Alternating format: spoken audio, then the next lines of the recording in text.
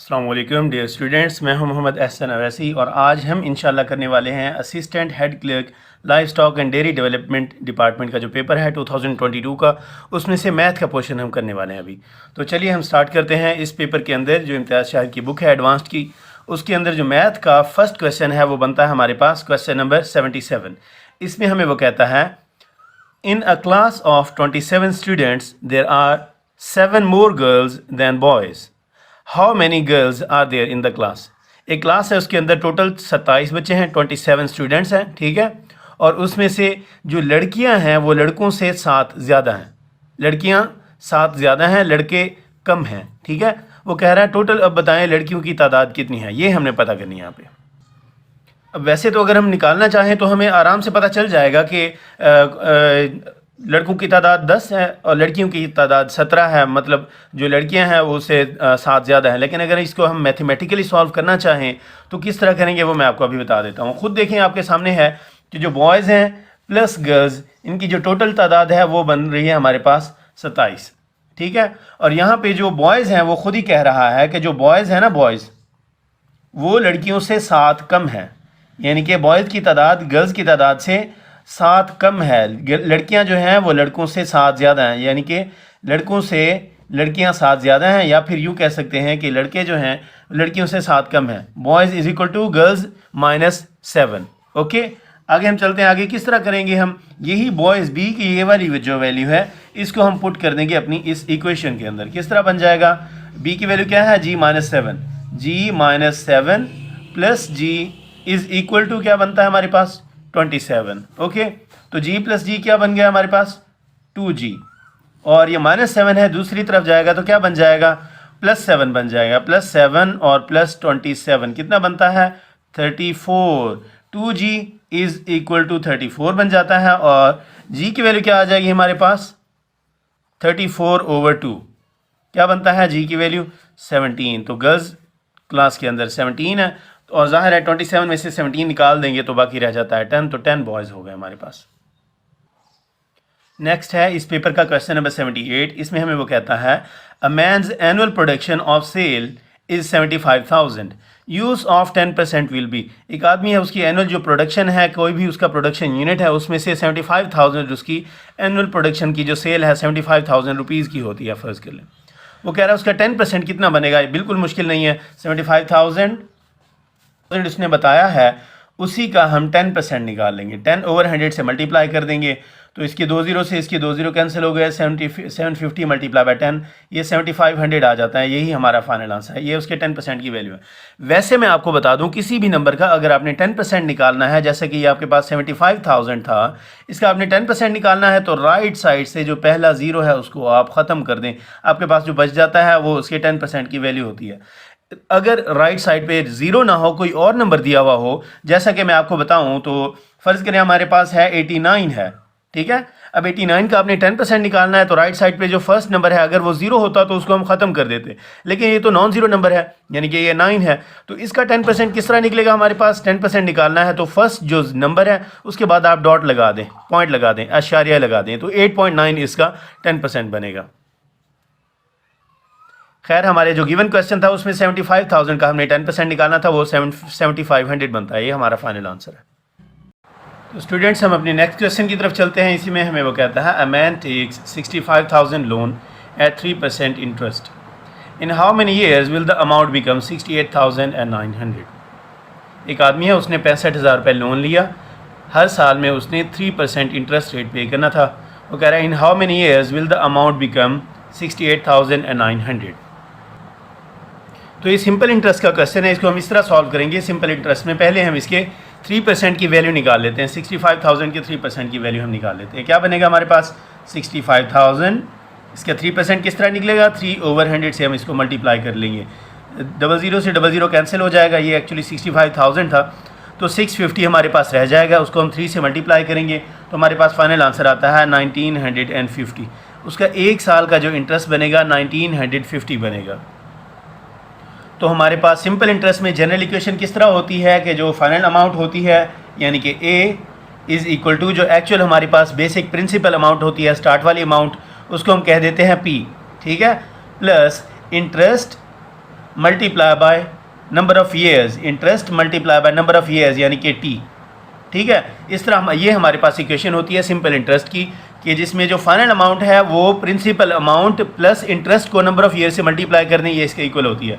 तो final amount वो खुद ही हमें कह रहा है कि फाइनली हमारे पास 68,900 हासिल हुए, तो मैं इसको इसके इक्वल लिख दूंगा, 68,900 आ गया हमारे पास, is equal to principal amount, जो एक्चुअल अमाउंट थी हमारे पास, बेसिक अमाउंट कितनी थी 65,000, तो मैं यहाँ पे लिख दूंगा 65,000। ठीक है, और plus interest multiply by time, interest हमारे पास कितना है, इंटरेस्ट है हमारे पास 1950, multiply by time number of years वो हमारे पास नहीं है, हम इसको ऐसे ही लिख देना। अब खुद अंदाज़ा लगाएं इक्वेशन की, इस तरफ 65,000 प्लस हो रहा है, दूसरी तरफ जाएगा तो माइनस हो जाएगा, ये हमारे पास बन जाएगा 68,900 माइनस 65,000 इज़ इक्वल टू, अब इस साइड पे हमारे पास रह गया 1950 multiply by number of years यानी कि टी। ठीक है, 68,900 में से 65,000 के जब हम माइनस करेंगे अब हमारे पास आ जाएगा 3900। ठीक है, इस साइड पे हमारे पास आ जाएगा 1950 मल्टीप्लाई बाय टी, ये नंबर ऑफ़ ईयर्स हमने निकालने हैं, तो टी की वैल्यू हमने निकालनी है ना, 1950 इसके साथ मल्टीप्लाई हो रहा है, उधर जाएगा तो डिवाइड हो जाएगा, 1950 को हम 3900 पे डिवाइड करेंगे, तो इस साइड पे हमारे पास आ जाएगा 3900 over 1950 is equal to T आ जाएगा, इसको इस पर डिवाइड करें हमारे पास टी की वैल्यू 2 आ जाएगी, तो 2 साल में उसकी जो टोटल अमाउंट होगी वो बन जाएगी हमारे पास 68,900। नेक्स्ट हम चलते हैं इस क्वेश्चन का, इस पेपर का क्वेश्चन नंबर 80। इसमें हमें कहता है 7x - 1 is equal to 4x + 8। इसमें x की वैल्यू हमसे पूछ रहा है, निकालना बिल्कुल मुश्किल नहीं है, हम इसको अभी कर लेते हैं। 7x - 1 is equal to 4x + 8, तो 7x बड़ा है 4x छोटा है, तो इसीलिए 4x को हम 7x के पास लेकर जाएंगे, छोटी रकम बड़ी रकम के पास जाती है, तो 7x - 4x बन जाएगा, और राइट साइड पे हमारे पास 8 है पड़ा, -1 इधर आएगा तो ये प्लस का 1 बन जाएगा, 8 + 1 9 होता है, 7x में से 4x चला जाए तो 3x रह जाता है। हमें x की वैल्यू निकालनी है ना, तो x को अकेला रख देंगे, इस तरफ 9 के नीचे 3 डिवाइड हो जाएगा, 9 को 3 पे डिवाइड करेंगे तो 3 हमारे पास आंसर आता है, यही x की वैल्यू है। तो स्टूडेंट्स नेक्स्ट क्वेश्चन है हमारे पास इस पेपर का क्वेश्चन नंबर 81 मैथ के हवाले से है। इसमें हमें कहता है the sum of ages of father and son is 100 years। 5 years ago the ratio of their ages was 2:1। Ratio of their edges after 10 years will be। वो कहता है बाप और बेटा हैं, उनकी एजेस का जो समेशन है, एजेस को प्लस कर दें तो टोटल 100 years बनता है, अभी अगर प्लस कर दें। वो कहता है 5 साल पहले उनकी एजेस के दरमियान जो रेशियो थी वो थी 2:1। अभी से 10 साल के बाद उनकी एजेस के दरमियान क्या रेशियो होगी वो हमने पता करनी है। ये क्वेश्चन करना हमारे लिए बिल्कुल मुश्किल नहीं है, हम इसकी जो स्टेटमेंट है उसको बारी बारी करके हम उसको मैथमेटिकल फॉर्म में कन्वर्ट करेंगे। वो कह रहा है sum of ages of father and son is 100 years, तो मैं इसको मैथमेटिकल फॉर्म में लिखता हूँ, फादर का f और सन का s इज़ इक्वल टू 100। ठीक है, अब यहाँ पे मैं मज़ीद सिंपल फॉर्म में कन्वर्ट करने के लिए मैं इसको लिख देता हूँ, f की वैल्यू आ जाएगी हमारे पास 100 - s। ठीक है, इसको यहीं पे रहने देते हैं। आगे हम देखते हैं वो क्या कह रहा है। 5 years ago the ratio of their ages was 2:1। उनकी एजेस के दरमियान 5 साल पहले जो रेशियो थी वो थी 2:1, यानी कि फादर की एज उसमें से 5 निकाल दें और जो सन की एज है उसमें से भी 5 निकाल दें। इनके दरमियान जो रेशियो थी वो किसके इक्वल थी, 5 साल पहले अगर 5 साल दोनों में से निकाल दे तो उनके दरमियान जो रेशियो बनती थी वो थी 2:1 के इक्वल। तो एक रेशियो दूसरी रेशियो के इक्वल हो तो हम उसको फ्रैक्शन फॉर्म में कन्वर्ट करेंगे। किस तरह बनेगा, f - 5 over s - 5 is equal to 2/1। यहाँ पे हम इसको क्रॉस मल्टीप्लाई कर देंगे। ठीक है, f - 5 1 से मल्टीप्लाई होगा और s - 5 2 के साथ मल्टीप्लाई होगा, तो हमारे पास ये बन जाएगा f - 5 is equal to s - 5 जब 2 से मल्टीप्लाई हुआ तो ये बन गया 2s - 10। ठीक है, इसको हम आगे लेकर चलें तो ये हमारे पास बन जाएगा। अब देखें f - 5 is equal to 2s - 10 है ना, यहाँ पे हमने किया था f की वैल्यू 100 - s हमने लिखी थी। ठीक है, यही वैल्यू एफ़ की वैल्यू हम उस इक्वेशन के अंदर पुट कर देंगे। किस तरह बनेगा हमारे पास, एफ़ की जगह पे हम लिख देंगे 100 माइनस एस, फिर साथ में -5 भी है, is equal to 2s minus 10। Okay, अब ये माइनस एस है, ये उस तरफ चला जाएगा, प्लस का एस हो जाएगा, और प्लस 2s भी है पड़ा हमारे पास इस साइड पे, ये -10 है, इस तरफ आएगा तो ये प्लस का 10 बन जाएगा। ठीक है, अब ये इस तरफ 100 भी है पड़ा और -5 भी है पड़ा, इसको भी हम लिख देते हैं 100 माइनस 5 प्लस 10 बन गया। 100 में से 5 निकाल दिया तो ये बन गया हमारे पास 95, 95 में 10 प्लस कर देंगे तो हमारे पास बन जाएगा 105, और s प्लस 2s कितना बन जाता है 3s। इस तरह s की वैल्यू किस तरह आ जाएगी, 3 इधर आकर डिवाइड हो जाएगा 105 पे, ये 3 जब डिवाइड होगा तो s की वैल्यू हमारे पास आ जाएगी 35। ये आ गई हमारे पास s की वैल्यू। ओके, तो देखिए हमने s की वैल्यू अभी 35 निकाली है, और पहले हमने बनाई थी equation f is equal to 100 minus S.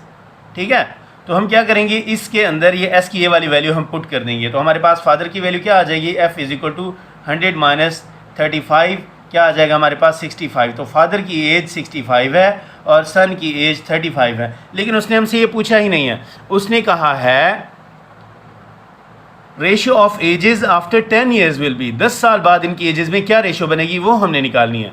उसको निकालने का तरीका ये है कि सन की एज में भी आप 35 के अंदर 10 प्लस कर दें, 35 प्लस 10 कर दें, क्या बन जाएगा 45, और इसी तरह फादर की एज में भी आप 10 प्लस कर दें, 65 है और प्लस 10 क्या बनेगा हमारे पास 75। अब हमने निकालनी है फादर रेशियो सन। अब फादर की एज कितनी है 75 है और सन की एज कितनी है 45। इनको हम सिंप्लीफाई करेंगे, 15 पे दोनों डिवाइड हो जाते हैं, 15 5 ज़ा 75 और 15 3 ज़ा 45, 5:3 हमारा फाइनल आंसर बनेगा। नेक्स्ट क्वेश्चन में हमें कहता है अ मैन पेड 8500 ज़कात, फाइंड हिज इनकम। एक आदमी है, उसने अपनी कुछ इनकम के ऊपर ज़कात पे की, ज़कात की जो उसकी अमाउंट थी वो 8500 रुपये थी। वो कह रहा है उसकी टोटल इनकम कितनी थी वो हमें बताएं। अब यहाँ पे हमें ये बात पता होनी चाहिए कि ज़कात जो है वो कितनी होती है। ज़कात जो होती है टोटल इनकम का 40वां हिस्सा होती है, या फिर अगर हम परसेंटेज में बात करें तो उसको हम कहते हैं 2.5%। मैं दोनों हवाले से इसको सॉल्व करने का तरीका आपको बता देता हूँ, बहुत ही आसान है। ठीक है, फ़र्ज़ करें उसकी जो एक्चुअल इनकम थी वो थी x। ठीक है, उस x का 40वां हिस्सा यानी कि 1/40, ठीक है, ज़कात की अमाउंट ये बन गई। अब ज़कात की अमाउंट उसने खुद ही दी हुई है, कितनी है 8,500 रुपये। ठीक है, x का 40वां हिस्सा कितना है 8,500 रुपये। ये 40 इस तरफ डिवाइड हो रहा है, दूसरी तरफ जाएगा तो मल्टीप्लाई हो जाएगा, तो x की वैल्यू क्या आ जाएगी 8,500 ज़रब 40। तो इसको हम 40 से मल्टीप्लाई कर देंगे, हमारे पास फाइनल आंसर आ जाएगा। फाइनल आंसर क्या बनता है 85 को 4 से मल्टीप्लाई किया तो हमारे पास 340 बन गया। आगे 3 ज़ीरोज़ आ गए तो हमारे पास बन गया 3,40,000 रुपये उसकी एक्चुअल इनकम है। ये हमने किया इसको 40वें हिस्से के हिसाब से। अगर आपको ये याद है कि ज़कात जो होती है 2.5% होती है तो उसी लिहाज से हम कर लेते हैं। तो किस तरह बनेगा,